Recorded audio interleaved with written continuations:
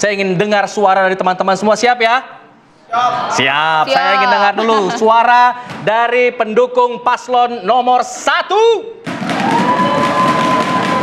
Wow, semangat banget.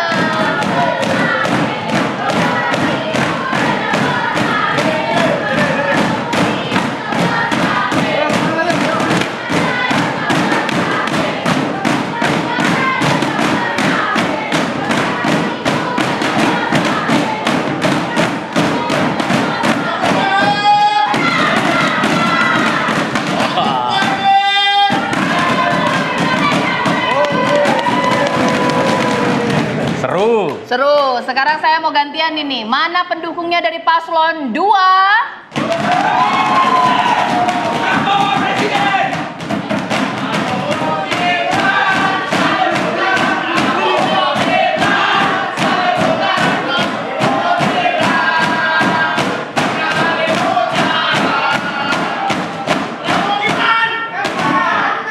Mantap, tepuk tangan dong. Terakhir, jangan mau kalah. Mana suaranya pendukung paslon nomor 3?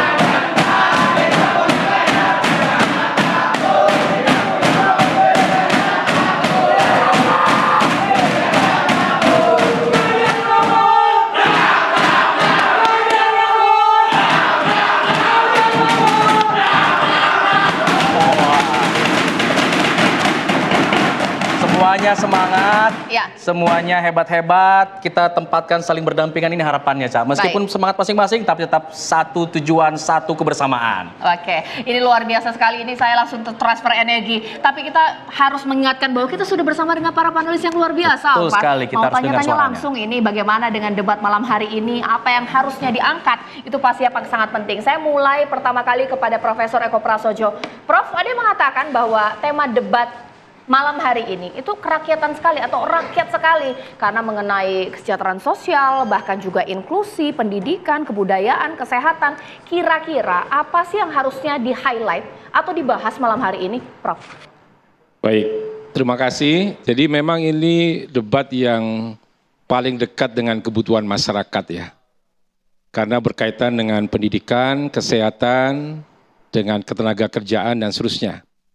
Ada beberapa isu mungkin yang akan menjadi tema penting untuk didiskusikan, terutama berkaitan dengan sumber daya manusia tentunya. Oke.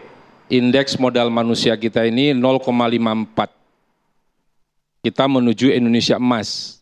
Artinya apa? Kalau orang kuliah ya 0,54 dari 100 itu tidak lulus. Nah, itu pekerjaan besar untuk kita. Indeks modal manusia ini berbeda dengan IPM karena dia berkaitan dengan ketahanan kesehatan, berkaitan dengan learning outcome dan seterusnya. Dan ini tidak mudah karena menurut saya ini juga berkaitan dengan kualitas pendidikan yang akan kita bahas pada malam hari ini juga. Kualitas pendidikan kita ini mengalami banyak persoalan. Pertama tentu berkaitan dengan kualitas guru. Kemudian juga distribusi guru, Jawa dan luar Jawa, kemudian juga berkaitan dengan akses untuk pendidikan. Nah, ini perlu kita carikan jalan, kemudian juga berkaitan dengan learning outcome dari pendidikan itu sendiri. Apa yang mau kita capai? Apakah semata-mata transfer pengetahuan, atau kita ingin membentuk mental model yang baru? Pendidikan berkarakter dan pendidikan beretika. Nah, ini penting, sebab pendidikan bukan hanya untuk membuat orang menjadi pintar, tetapi orang yang berkarakter dan punya budi pekerti.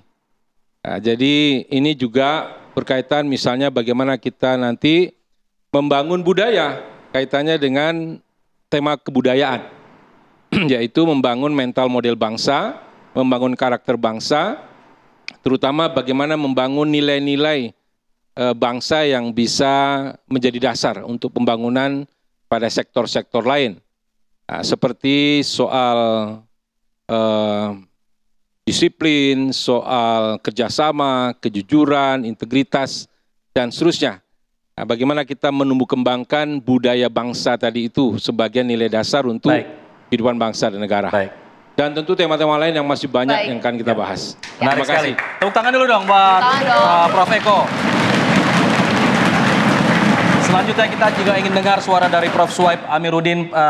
Prof, untuk malam hari ini secara dari kacamata sosiologi, apakah masyarakat ini ingin melihat capresnya ini gaspol di debat terakhir, atau justru ya ditahan-tahan dikit dulu untuk menjaga elektabilitas? Silakan, Prof. Baik, terima kasih. Assalamualaikum warahmatullahi wabarakatuh. Waalaikumsalam. Jadi saya kira kalau kita bicara debat terakhir ini, biasanya di mana-mana debat terakhir pasti biasanya menguras semua tenaganya, pikirannya, kemudian segala sesuatu yang dimiliki pasti dikeluarkan.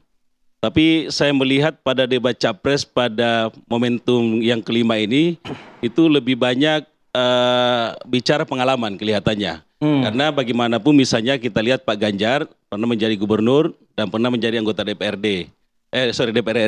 Artinya beliau pasti memiliki kemampuan untuk lebih aplikatif ke masyarakat. Oke. Misalnya yang kita lihat di pasangan misalnya nomor 2, Pak Prabowo. Pak Prabowo pernah sekarang menduduki jadi menteri, kemudian ketua umum partai.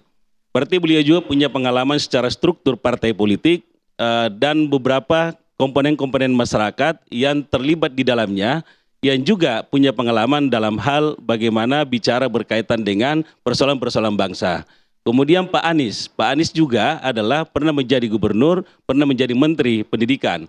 Artinya kalau kita lihat tema hari ini, Pak Anies juga punya pengalaman dalam menyelesaikan persoalan sosial di DKI Jakarta dan juga berkaitan dengan pendidikan di Indonesia pada zaman Menteri Pendidikan.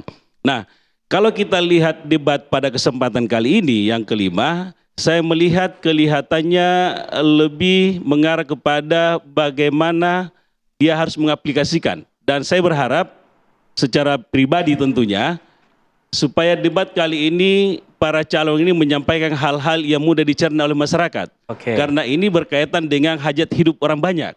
Hari ini, tadi Prof. Eko sudah menyampaikan bahwa ini berkaitan dengan kehidupan yang dekat dengan masyarakat.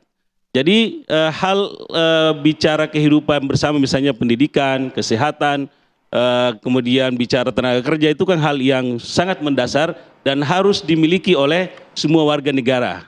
Ya dalam hal ini gitu. Baik. Wah, luar biasa ya. Ya, kita sudah dapat kisi-kisi Alfat ya, apa poin-poin penting yang nanti perlu kiranya dibahas dalam debat hari ini. Karena memang temanya begitu luas, tapi kita sederhanakan kepada Anda pemirsa. Sesaat lagi Alfat, kita mau tanya visi dan misi dari masing-masing paslon, kira-kira apa ini mau ditonjolkan di debat terakhir? Nah, itu tugas para jubir di sini nih, nanti menjelaskan. Sesaat lagi Alfat ya, dan juga pemirsa, kami akan kembali usai jeda berikut.